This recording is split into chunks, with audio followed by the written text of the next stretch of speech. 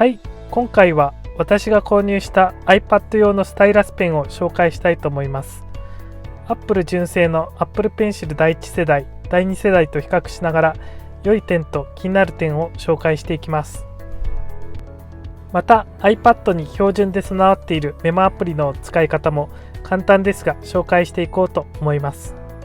私が購入した商品のリンクは動画の説明欄に貼っておきます。購入したスタイラスペンの外観ですが Apple Pencil に似ていますね。上のところで電源オンオフができるようです。このスタイラスペンは iPad とのペアリングが不要で電源をつけてすぐに使うことができます。こういった感じで電源のオンオフができます。充電はここに USB Type-C の差し込み口があり、ここで充電を行います。USB Type-C での急速充電に対応し、バッテリー消耗した時には1分間の充電で30分間使えるように、25分間フル充電で10時間の使用が可能になっています。ただし充電アダプターには注意が必要で、電圧は 5V、電流は 2A 以下のものを使う必要がありますのでご注意ください。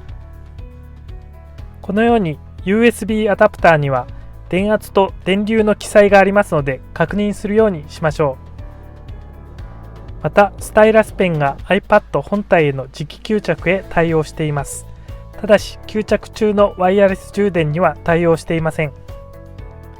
このスタイラスペンはペン先を交換することができます。ペンを購入すると1本替え用のペン先がこのようについてきました。ペン先のみもこのように Amazon で購入することができます。Apple Pencil との比較のため Apple のサイトを引用して比較してみます。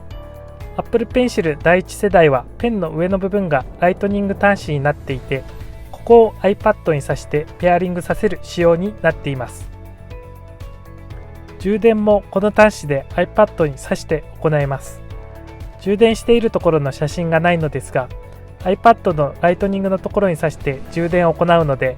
充電中にペンに衝撃を与えてしまった場合、ペンだけでなく iPad も故障してしまうリスクがあります。この辺は購入したスタイラスペンの方が充電に関しては取り扱いがしやすいと思います。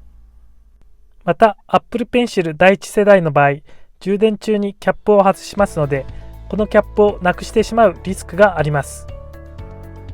次に Apple Pencil 第2世代ですが、すっきりしたデザインになっています。また iPad 本体の磁気吸着と吸着中のワイヤレス充電に対応しています。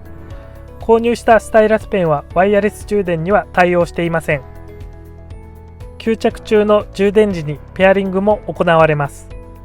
Apple Pencil 第1世代、第2世代ともにペアリングをしていると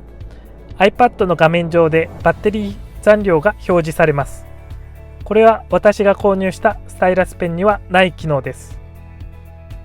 それでは実際に iPad のメモアプリを使用してスタイラスペンの使い心地を試してみましょう。使用の前にスタイラスペンを使用できるように iPad で設定しましょう。iPad の設定の画面でメモを表示させて Apple Pencil のみで描画を無効にしましょう。また設定の画面からメモを選択し、ロック画面からメモにアクセスをオンにします。こうすることで iPad のロック画面からスタイラスペンで画面をタッチしただけですぐにメモアプリを起動させ、ペンで書き込むことができるようになります。このようにロック画面からスタイラスペンでタッチします。するとこのようにペンですぐに書き込むことができます。すぐメモやノートを取りたいとき、この機能は便利であると思います。実はこの機能は Apple Pencil で使える機能なのですが、このスタイラスペンでも同様に使うことができます。それでは次にメモアプリを通常通り起動させて使ってみましょう。新規でメモを作成するときはこの一番右上のアイコンをタップします。スタイラスペンでタップするとそのまま使うことができます。ペンでいろいろ書いてみましょう。下のペンをタップするとペンの太さを変えることができます。そして下のバーでペンの色の濃さを変更することができます。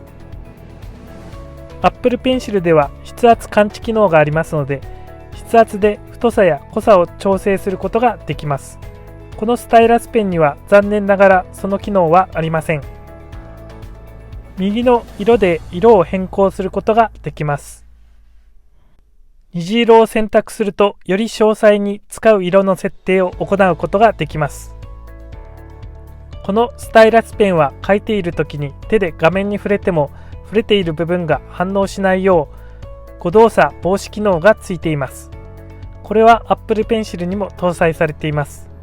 この機能があるおかげで快適にメモを書いたり絵を描いたりできます。書き心地ですが、紙に書いているようにスムーズに文字を書くことができますね。書いた文字や絵は消しゴムツールで消すことができます。消しゴムのアイコンをタップすると、このようにピクセル消しゴムかオブジェクト消しゴムか選択することができます。それでは消してみましょう。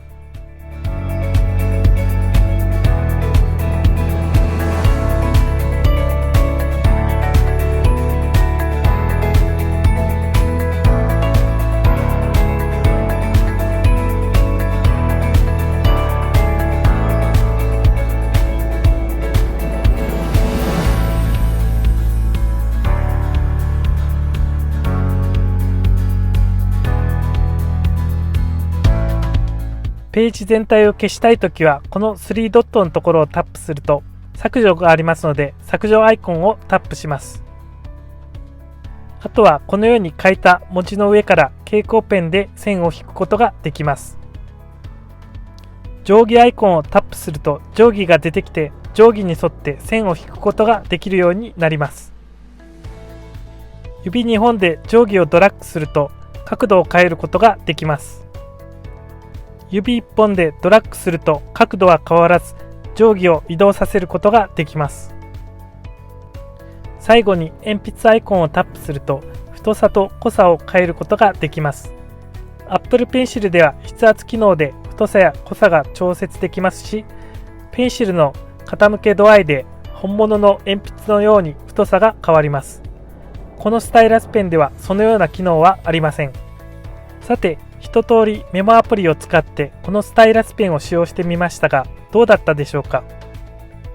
私の感想ですが、3000円くらいで購入できるペンとして、ノートやメモ用途で iPad に記入する、あるいは絵を描き始める初めてのペンとしての使用であれば十分ではないでしょうか。本格的に絵を描くのであれば Apple Pencil をおすすめします。この動画が皆さんの参考になれば幸いです。今後も皆さんの参考になったり役に立つような動画を作成していきますので、画面右下にあるチャンネル登録のボタンのクリックよろしくお願いします。